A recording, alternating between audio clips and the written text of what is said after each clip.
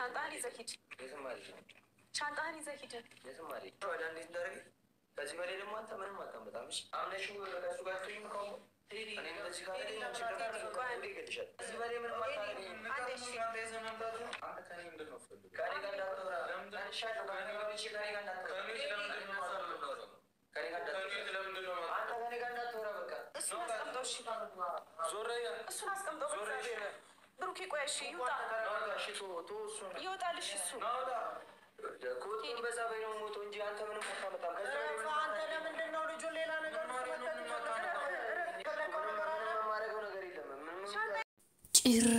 ጭራሽ ሻንጣህን ይዘህ ትመጣለህ ቴዲ። አንተማ ሆም ብለክ ሃይሚና ብሩክን ለማጣላት ተዘጋጅተህ አስበህ አቅደህ ነው የመጣከው ማለት ነው እንጂ ያለ ነገር ምንም ያህል ግብብነት የላችሁ፣ ምንም ያህል ትውውቅ የላችሁ።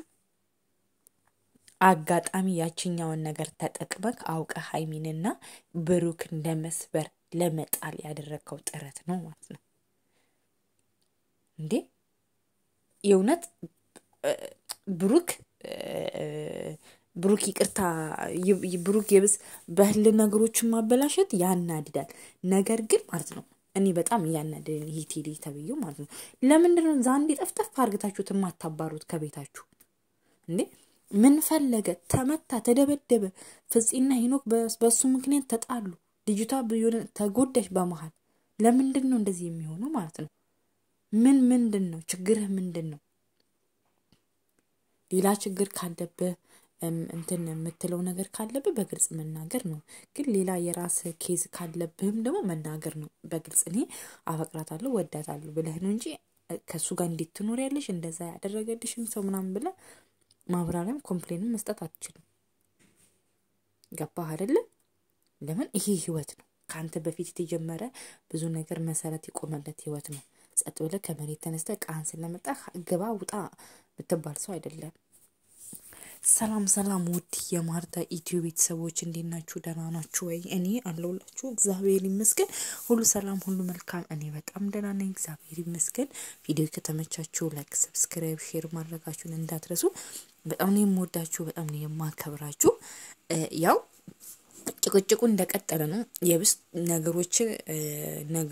ነገርን እየወለደ በጣም ባልታሰበ ሁኔታ በከፋ ሁኔታ ነው እየሄደ ያለው። እንደምታዩት ነው። ባለፈው ብሩክ ልጁ ደብድቦታል። ቴዲ ተጎድቷል።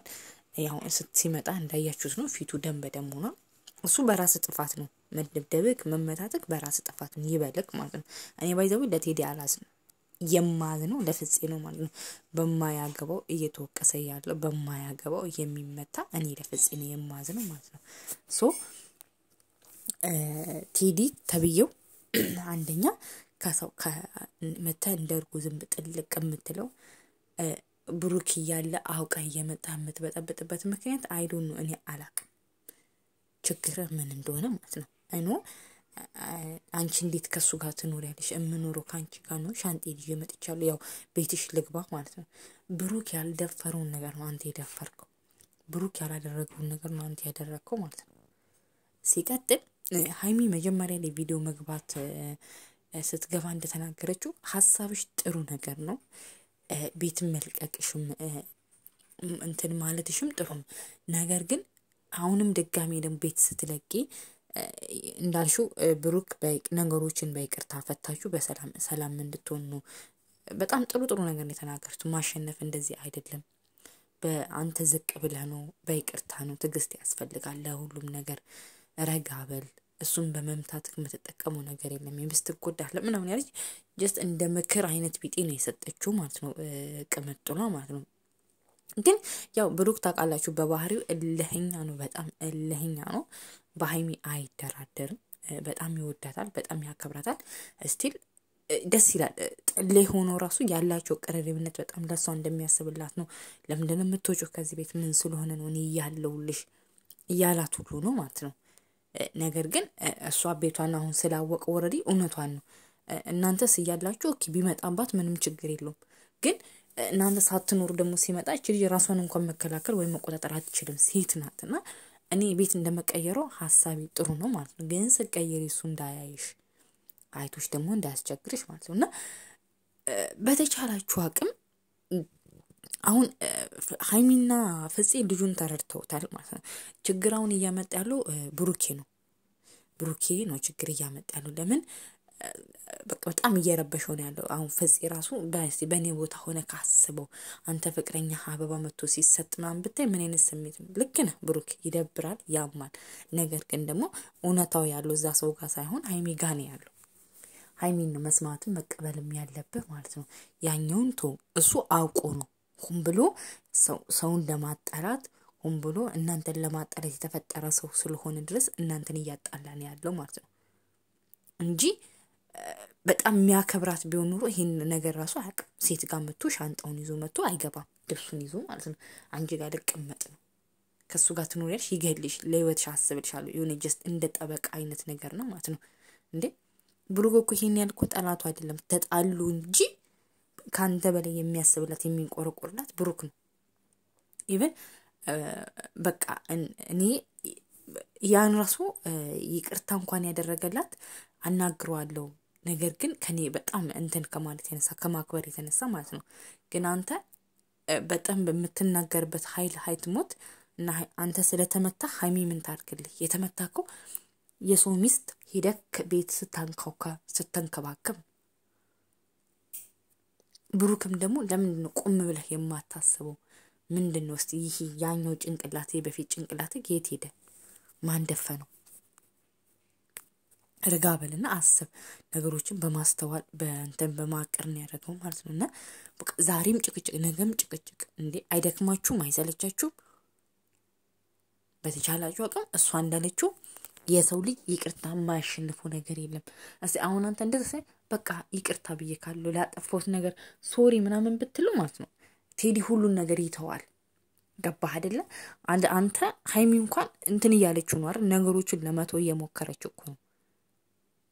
ለምን በቃ ሰላም ይሻላል። ምንም ነገር ጥቅም የለውም። ከሰላም የምናገኘው ነገር ነው ብዙ የምናገኘው። ከጥል ምንም የሚገኝ ነገር ትርፍ የለውም ማለት ነውና ብሩኬ በተቻለ አቅም ተረጋጋ፣ ከራስህ ጋር ሁን። ቴዲ ደግሞ ምክንያትህ ከሪዝምህ ምንድነው? ወይ ከዛ በፊት ታፈቅራታለህ ወይ ትወዳታለህ ወይ እቺ ልጅ አይሉን ነው የምናውቀው ነገር የለም እንጂ እንደዚህ የልብ ተሰምቶ ሻንጣ ድረስ ይዘህ የመጣበትን ምክንያት ማወቅ እንፈልጋለን እንጂ እኛ ቴዲን ያየነው ባለፈው ቤቷ መጥቶ ብሩኬ አበባ ይዞላት ሲመጣ ከዛ ውጪ ያየነው ነገር የለም። ቴዲን አናቆም። ሃይሚ ደግሞ ባለፈው ስትናገር አሞኝ ነው ከመንገድ ላይ ይዞኝ የመጣው ነው ያለችው። ጀስት ከመንገድ ላይ ይዟት የመጣ ሰው እንደዚህ ሻንጣ ድረስ ማለት ቢያንስ 2 ቀን የተገናኙት ማለት ነው። 2 ቀን የተገናኘ ሰው ሻንጣ ይዞ መምጣት ማለት በጣም ሻንጣ ይዛችሁ ምትሄዱ ያቀረባችሁት ሰው ውስጣችሁን የሚያቅ ሰው በጣም ስለናንተ ዲቴል የሆነ እንትን ዲፕ የሚያቅ ሰው ነው። ይሄ ግን ይሄ ልጅ ሆን ብሎ እነሱን ለማጣላት የመጣ መሆኑን እንኳን በዚህ ማወቅ ትችላለህ። ሳተት ብሎ እንደ ቤተኛ ነው እኮ ሻንጣውን በሩን እያንኳኳ የሚመጣው ማለት ነው። ፍፄ እንኳን እንደዚህ አያደርግም። ጀስት ወንድማ ብላ የምታስበው ፍፄ እንደዚህ አያደርግም። ይሄ ግን በጣም እኔ እንጃ ምን አይነት ልጅ እንደሆነ አይዶን ነው አላውቅም። አሁንም ከሃይሚ አናት ላይ ውረድ። ልጇ ህይወቷን በስነ ስርዓት ትኖርበት። እየመጣ አበጥብጥ። ብሩኬ ደግሞ በተቻለ አቅም እስቲ ቆም ብለህ አስብ። በህልና በችኮላ የሚሆን ነገር የለም። ግን መጨረሻ ላይ ደግሞ እንትን ያለው ነገር ደስ ይላል ማለት ነው። በቃ እኔ ሄዳለሁ ፍፄን ለሃይሚ አደራ ሰጥቷት ሃይሚ ኦርኒ ቤት ይሄኛውን ቤት በመልቀቋ በጣም እየደበራት ነው እየለቀቀች ያለው። ትዝታዋ ነው ብዙ ነገር ያሳለፈችበት ቤት ነው። ነገሮቹ ግን ከተስተካከለ እንደማቀየር የተናገረችው ማለት ነው። እኔ መቀየሯን ደግፌዋለሁ።